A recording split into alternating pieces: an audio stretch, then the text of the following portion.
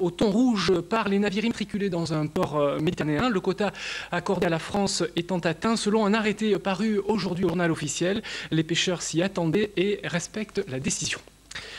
Gérald Fuxa a décidé de réaliser un exploit en faveur de protection de l'étang de Berre qu'il considère lui aussi comme patrimoine national.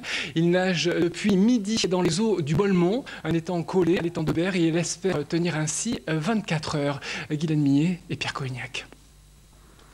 Cette fois-ci, Gérald Fuxa joue pour l'étang de Bolmont, un plan d'eau salin très pollué où la baignade est interdite.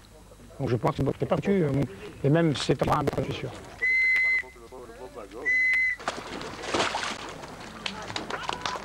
Il existe un projet pour rajouter de l'eau de mer dans l'étang. L'ancien tunnel du Rove, reliant Marseille au Bolmont, remplissait ce rôle jusqu'en 1963, date de son effondrement.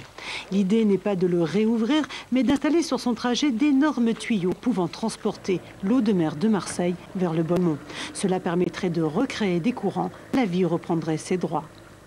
Ça va solutionner le problème de l'étang de Bolmont et le problème du tunnel du Rove, bien évidemment, à la fois au niveau de la salinité, et puis d'autre part, d'abord il sera salé, le Bolmont, et ensuite on va l'assainir, parce que c'est un étang qui vraiment a besoin d'être assaini.